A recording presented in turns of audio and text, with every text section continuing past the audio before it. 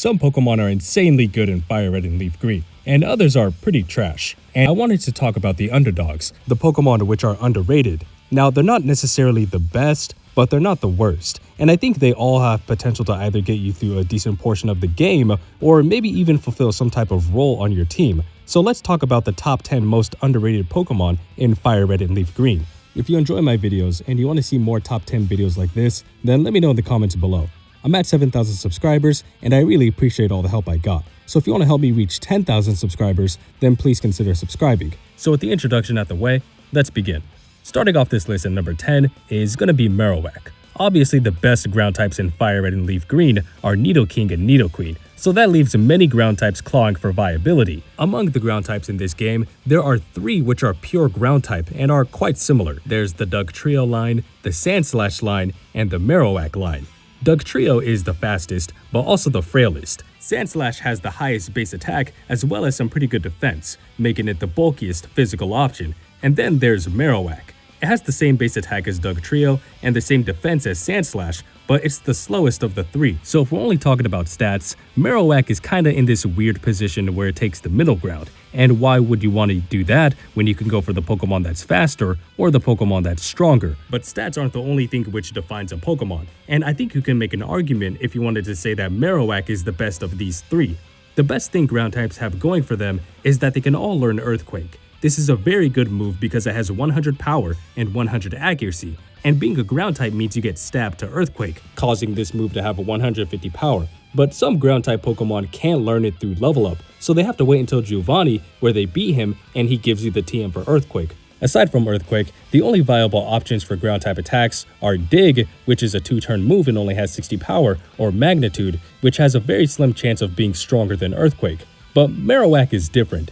It has the signature move Bone Meringue, which has 90 accuracy, so yes, it can miss, but it has 50 power and can hit twice. If both hits connect, that's effectively 100 power, which is right on par with Earthquake. Then factor in Stab, and you're looking at 150 power. And remember, most ground-type Pokemon have to wait until the 7th or 8th gym to start firing off Earthquakes. But Marowak can use a move that's rivaling Earthquake by the time you take on the 4th gym. And that's absurdly good for the mid-game because it's basically budget Earthquake. But what really pushes Marowak into a Pokemon I truly think is underrated is Thick Club. Thick Club is an exclusive item to Cubone and Marowak, as it doubles their attack stat. Now, Marowak's base 80 attack stat isn't really anything to brag about, but once you equip a Thick Club to it, it becomes terrifying. With Thick Club, it's going to be able to swing its bone around to deal massive damage, and that rivals or even surpasses many fully evolved Pokemon in the late game. That means when you combine Thick Club with Bone Meringue or Earthquake, you're going to be dealing massive damage with 0 setup. No Swords Dance required, no complicated strategy, and all you gotta do is click a ground type move and watch it deal massive damage. If it goes up against fire types, poison types, or rock types, then Marowak is gonna absolutely dominate them. Now, you gotta go out of your way to actually find a Cubone or Marowak that is holding a Thick Club, and there's only a 1 in 20 chance that they'll be holding this item, and it could be a little annoying, but it's definitely worth it. Of course, it's not perfect. And it doesn't really like facing Lorelei because of strong water and ice type special attacks, which is definitely going to hurt because its special defense is pretty mediocre. And it's on the slower side, meaning it's often going to take hits before retaliating. But that's the trade-off. Marowak isn't going to outspeed everything. It's meant to hit incredibly hard, its physical defense is solid enough to tank neutral physical moves, and once it gets its counters out of the way, many Pokemon are going to take massive amounts of damage from its ground-type attacks. Marowak doesn't seem like much on its own, but Bone Meringue plus Thick Club go a long way. Coming in at number 9, we have Electabuzz. I'm putting it on here not because it's a bad Pokemon, but because of its placement. You can only obtain Electabuzz in Fire Red at the power plant, and you need Surf to reach it, so that means you're just getting it to the late game.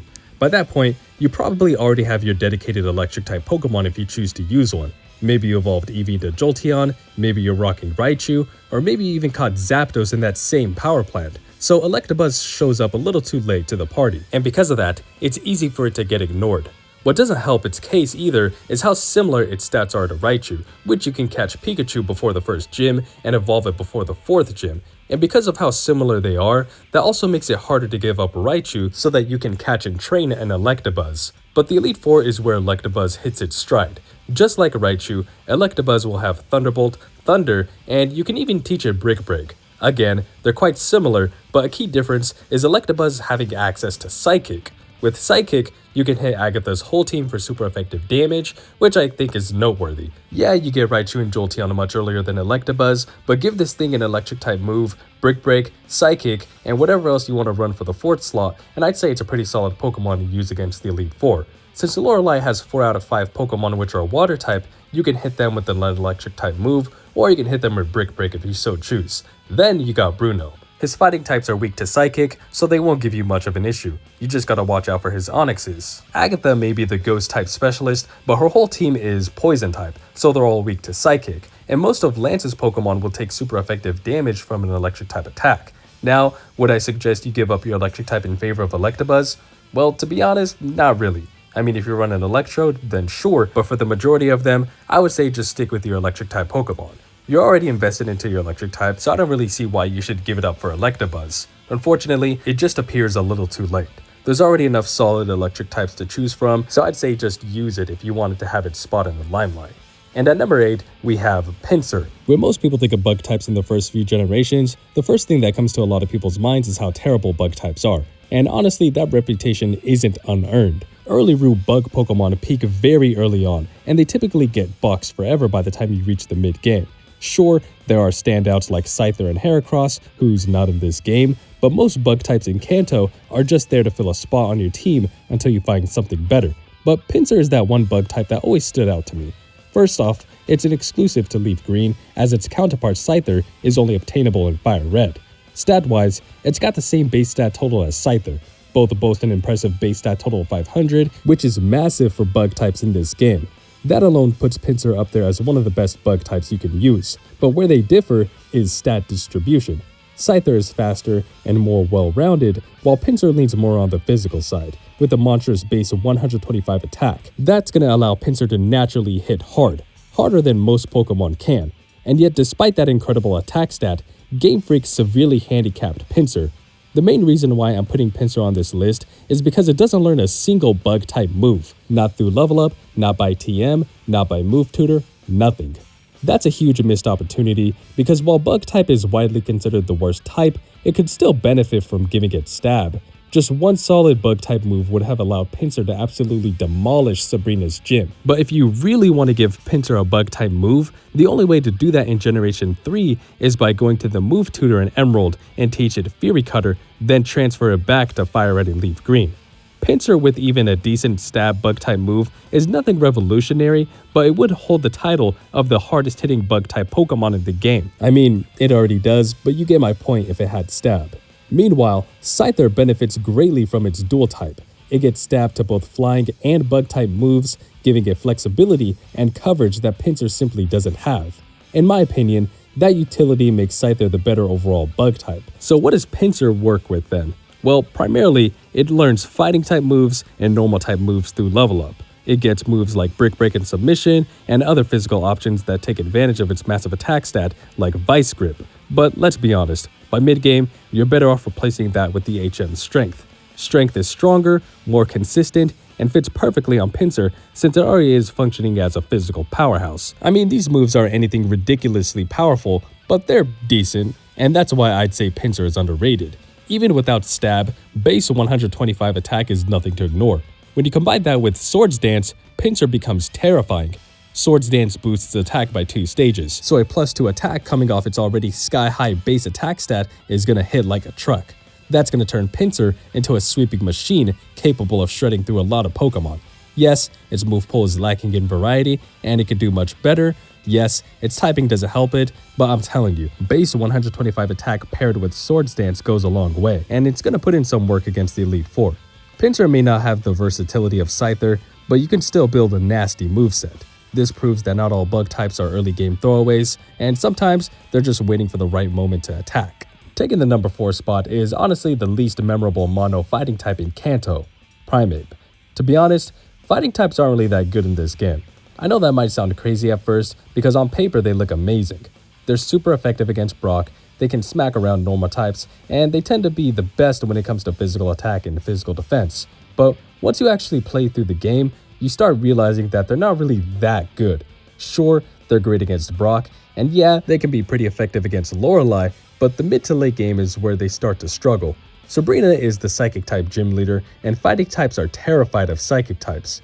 Koga has poison types that resist their attacks, and they can play annoying stall games with Toxic. Agatha's ghost types are immune to fighting type moves, and even Lance, despite being the dragon type specialist, runs mostly flying types. And whenever the conversation comes around the best fighting type in Fire Red and Leaf Green, it's almost always Machamp or Hitmonlee, and maybe some people will throw in Hitmonchan. But the one that constantly goes unnoticed, the one that barely gets mentioned, is Primeape, and it's quite unfortunate. I'm not going to sit here and declare Primeape is the best fighting type in Kanto, but I think Primeape gets more mileage out of all of them. Now, yeah, Primeape doesn't have the highest base attack compared to the other mono fighting types, it's typically the frailest overall, but what it does have is timing, and in Fire Red and Leaf Green, it shows up at the perfect time. You can catch Mankey ridiculously early, before the first batch. That means you can actually bring it to challenge Brock and completely decimate him. Just hit him with one fighting type move and then he's done for. Then Mankey evolves at level 28, which is around where the mid game starts to pick up. And by that point, Primeape is pretty fast, and it has most versatility when it comes to learning moves outside of their respective type. The other mono fighting types typically learn fighting, normal, rock, and ground type attacks. Primeape learns all of the above, but it can also learn Aerial Ace before the 4th gym. It's the only fighting type in Fire Red and Leaf Green that gets access to a consistent flying type move like that. And that matters when you go up against Erica, since Primeape can have answers to her grass types. Aerial Ace never misses, it hits for super effective damage, and it gives Primeape a niche the other fighting types don't have. And it can also learn Thunderbolt, Thunder, and Overheat. Now, I wouldn't recommend teaching it these moves, since Primeape only has base 60 special attack, but if you really wanted to use them, then they're there. And hey, it's not as bad as Hitmonchan when it comes to special attacks. Hitmonchan learns the elemental punches, but since they're all special in this game, they're pretty much useless coming off its base 35 special attack. When you start getting into the mid to late game, things get rough. It's not doing that much against Sabrina, it's not going to help that much against Koga, and once you reach Blaine, Primeape is in serious danger. Just 1 or 2 Fire Blasts is all it takes to knock it out. Its special defense isn't just that good, so it's not going to be able to tank these attacks. And then that's where I'd say you do want to pivot into Machamp or the Hitmons. Hitmonlee and Hitmonchan actually have respectable special defense, so they can at least attempt to stomach a Fire Blast. Plus, these two and Machamp have higher physical attack that scales better into the Elite Four. So I get it, I understand why it's not the best mono fighting type, but Primeape can do some heavy lifting in the early game. So for a good chunk of the playthrough, it's putting in work while you have to wait to get the other fighting types. And at number 6 is our Lord and Savior, Lord Helix, aka Omastar. As the Helix fossil, it's going to offer some guidance, but once revived, it's a different story. You get the Helix fossil before you beat the 2nd gym, which is quite early on in the game. However, you can't actually obtain Omastar until you reach Cinnabar Island. Since it's a water type, it's going to destroy the last 2 gyms. But one thing to keep in mind is that Omastar is one of, if not the last water type you can encounter. There's so many other water types which are amazing to choose from, so there's just not that much of an incentive to add it to your team unless you specifically want to use it. But keep in mind that fossil Pokemon are at level 5 once revived, and Blaine's Pokemon are around the 40s range, so you're gonna have to do some serious grinding if you wanted to catch up with the rest of your team. It's quite the commitment if you want to use Omastar, but it's a solid water type option. Aerodactyl is easily the best of the fossil Pokemon, and you pretty much have to choose from obtaining the Omastar line or the Kabutops line. Both are water and rock type with fairly similar stats, but if you ask me, the Omastar line is slightly better. Sure, Omastar is slower, but it's got more bulk and has higher special attack, so its water type moves are going to deal massive damage compared to Kabutops. And when it comes to the last 2 gyms, all Omastar really has to do is spam Surf. And the only move Blaine has which will not hit Omastar for not very effective damage is Bite. He can use Fire Blast all he wants, but with 4 times resistance, that's going to mean Omastar can sweep through his team without taking that much damage. Giovanni, on the other hand, has Pokemon which are faster than Omastar and can hit it for super effective damage with Earthquake. That's not good, but its higher defense means it's able to take these attacks better than Kabutops. But if speed is the only thing holding you back from using Omastar over Kabutops, then you might want to consider teaching it Rain Dance. This will set the rain for 5 turns, powering up its already strong water type attacks by 50%, And on top of that, Omastar has Swift Swim as its ability, which will double its speed in the rain. Kabutops also has this ability, but I think Omastar benefits more from it. Both of their speeds will double, and their water type attacks will deal 50% more damage, but honestly, there's not that many Pokemon which will outspeed them once rain is set. So if both of them are going to be outspeeding most of the competition in the rain, you might as well use Omastar since it will hit harder with its water type moves. And Omastar is not half bad when it comes to the Elite Four. Ancient Power would take care of Lorelei's ice types for super effective damage, it's going to wash away Bruno's Onyxes with Surf, and all it really needs is Ice Beam for Lance. I mean, you can use water type moves on Aerodactyl, but you can also hit his flying types with Ancient Power. Omastar can do more than just guide you on your journey. You can use it in battle, and it'll show you why it's called Lord Helix. And at number 5 is Vileplume. Generation 3 gave us 3 Pokemon lines which are grass and poison type. Obviously, the best of the 3 is going to be the Venusaur line, but if you want to use a grass type that's not your starter, then it's either going to be the Victreebel line or the Vileplume line until you near the late game. Yeah, there's Tangela and Parasect, but those Pokemon are pretty bad, so you're better off with the former. There's also Execute, and Exeggutor is insanely strong once you obtain it, but you don't get Exeggutor until you reach the Safari Zone. Therefore, if you need a grass type for the early to mid game, and you didn't pick Bulbasaur, Vileplume or Victreebel are your safest options. But Vileplume is obtainable in Fire Red, while Victreebel is only obtainable in Leaf Green. And if you're planning on using one of them, then I would suggest playing Fire Red.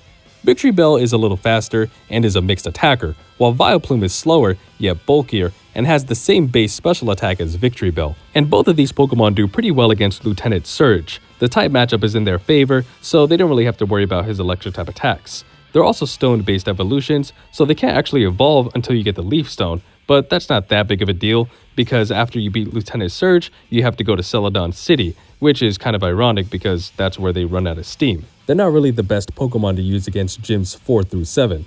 Erica is essentially a mirror match, Koga can hit them for neutral damage, and Sabrina and Blaine threaten them with their respective types, so they're not going to be sweeping through the mid to late game. This is where these two Pokemon differ though. Victreebel is more focused on offense, while Vileplume plays more of a support role. Sure, they both learn Sleep Powder, but if I have to use one of them on my team for the mid to late game, then I'd rather use the one that has better odds of surviving an attack. Not only does it have better odds of surviving an attack, but Vileplume learns Moonlight through level up. This will restore half of its HP and 2/3 of its HP when there is sunlight. So go ahead and teach it Sunny Day, which will make it recover more health, and since it has Chlorophyll as its ability, that will double its speed. Yeah, this goes for Victreebel as well, but Vileplume's better bulk and Moonlight is what truly makes a difference. It does pretty well against Lieutenant Surge, and then after that, it can really pivot into a support role. Sleep Powder has a 3 in 4 chance of connecting, giving you an opening to pivot out into a better matchup, and if you're doing a hardcore Nuzlocke, then Vileplume has a natural means to heal itself. Don't get me wrong, Venusaur and Exeggutor are my go-to grass-type Pokemon in Fire Red and Leaf Green, but if I'm not using either of these two, then Vileplume is going to take the bronze medal. Coming in at the number 4 spot is one of my favorite Pokemon in this game, Golduck.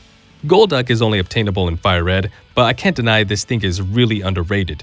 I won't sit here and pretend its stats are anything crazy. It's not like it has anything over 120 or even 100, but I think they're really solid overall. And I think it goes overlooked because there's just so many better water types you can use. Blastoise, Starmie, and Gyarados just to name some of the best. So when you're comparing Golduck to monsters like them, then it's obvious why it pales in comparison. Be that as it may, I'd say you should give Golduck a chance. For starters, the Starmie line and Slowbro line are exclusive to Leaf Green. So if you wanted to use a water and psychic type Pokemon in Fire Red, well, I'm sorry to disappoint you. But if you want to use a pseudo psychic type in Fire Red, then go ahead and use Golduck. I mean, yeah, it's unfortunate it doesn't get stabbed to psychic type attacks, but it can still use Confusion. That right there is enough to get through Koga, and hey, there's a chance it can cause confusion. And like all water types, it's able to effortlessly get through Blaine and Giovanni, and it's quite solid against most of the Elite Four members. Bruno's Onix are getting one-shotted by Surf, and his fighting types are weak to Confusion. The same goes for Agatha. All of her Pokemon are Poison type, so you can hit them all with Confusion for super effective damage. Lance shouldn't give you that much of an issue either, since Golduck can learn Ice Beam and Blizzard. But I think what really pushes Golduck into the underrated territory is Calm Mind. Once you beat Sabrina, you can grab the Calm Mind TM, and when Golduck gets access to that, it becomes significantly better. Calm Mind boosts both special attack and special defense by 1 stage every time it is used. Now remember, Golduck's stats aren't anything insane, but they're good enough. So when you start stacking Calm Minds, you're turning some of its solid stats into a serious threat. After just 1 or 2 boosts, Surf starts hitting it way harder. Confusion becomes genuinely threatening, and on the defensive side, it can actually tank special attacks well, and that just helps Golduck really shine. There certainly are better water types than Golduck, as water types are pretty good in this game. So I'd say Golduck is below the top tiers, as it's not the absolute best water type, but it's definitely a cut above most of the others available. It's reliable, it has great coverage, it performs well in major battles, and it has access to one of the best setup moves in the game. So yeah, there are better water types, but don't sleep on Golduck. And number 3 is going to be Fearow. When it comes to flying types in this game, the ones that get the most attention are Charizard, the legendary birds, or even Aerodactyl or Dodrio, as these are some of the most optimal flying types that you can use. But we're talking about underrated Pokemon, and the most underrated flying type is Fearow. Now, let's be real. Flying types aren't exactly dominating this region. There are several major battles that make life difficult for them. You've got Brock shutting them down with rock types, Lieutenant Surge threatening them with electric types, and even though Bruno may predominantly use fighting types, he still has rock types that can cause problems. And Lorelei is the ice type specialist, and of course, flying types don't want to get hit in the face by an ice type attack. Honestly, the only gym where flying types clearly shine is against Erica. So if flying types struggle so much, why is one of the most generic flying types this high up on the list? Well, if you're picking one up early, your main choices are either the Pidgeot line, Farfetch'd, or the Fearow line. And while Pidgeot is absolutely iconic and Farfetch'd, well, exists, Fearow is undoubtedly the strongest of the early game birds. You can catch Pidgey almost immediately, and the same goes for Sparrow. Granted, Sparrow is a bit more rare to come across early on, but it's absolutely worth hunting down. And here's why. Sparrow is just better. It evolves into Fearow at level 20, while Pidgey evolves into Pidgeotto at level 18. But Pidgeotto is noticeably weaker in comparison. Then you're stuck waiting until level 36, which it evolves into Pidgeot. Meanwhile, Fearow is already fully evolved and putting in work. Yes, Pidgeot has a higher base stat total, but its base stat total is so awkwardly distributed that it makes Fearow the overall better option. Fearow has higher speed and higher attack. It has a little less bulk than Pidgeot, so yeah, I guess you could use Pidgeot if you wanted to use something that has just a little more defense, but it's not going to be that noticeable. So sacrificing speed and attack is not worth it in the long run. Sure, you can evolve Sparrow at level 20, but I'd say just wait until level 25 to evolve it. That's because it will gain access to one of the most consistent flying type moves in the game, Aerial Ace. It has 60 power, but with Stab, that's going to jump up to 90, and it'll never miss. For the majority of the game, that's pretty reliable, and later on, it can learn to Drill Peck, which is even stronger than Aerial Ace, so I think it's actually a really solid Pokemon. Now, is it the absolute best flying type? Of course not, but that's exactly why it's underrated. It's available early, it evolves quickly, it hits hard, and it stays relevant far longer than you would expect. Obviously, it's going to get outclassed by the legendary birds, Charizard, Aerodactyl, and Dodrio, but Fearow will be putting in work from the moment you're able to catch it, and it's capable of standing its ground in the late game. And taking the silver medal at the number 2 spot is going to be Raticate. Just like Fearow, Raticate is but a mere early route Pokemon, and it's just a rat, but don't let that fool you into thinking it has nothing to offer. Raticate's stats are nothing to brag about, and it's barely clearing a base stat total over 400, but there's still something that it can do. Your Rattata is going to evolve into Raticate at level 20. Pair that with Hyper Fang, and that's actually pretty scary for this early on in the game. Hyper Fang has 80 power, but since it has Stab to this move, then it's going to jump to 120 power. Misty Starmie can be a little frightening, but with Hyper Fang, you should be good to go.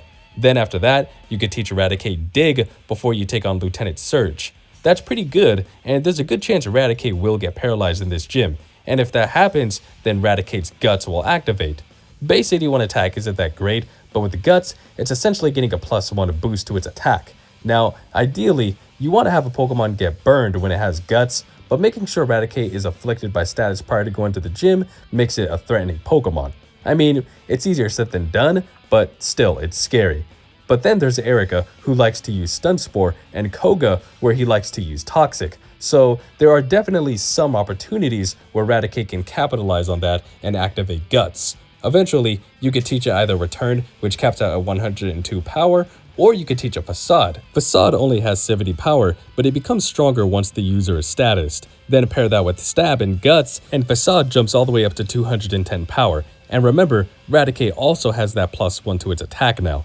Now, I wouldn't advise using Raticate against Bruno since he has fighting type Pokemon, but it might help at least take care of his Onixes as long as they don't go for Earthquake and you use Dig. Raticate can't use its normal type move or Dig on Agatha's ghost type Pokemon, but Raticate learns Shadow Ball so it can hit them for super effective damage. It's just insane that this is an early route Pokemon and you think it'd fall off really quickly, but if you manage to use it during the right situations, it's actually insanely good. And at number 1 for the most underrated Pokemon in Fire Red and Leaf Green goes to Butterfree. Now you might think I'm insane for putting Butterfree number 1, but hear me out.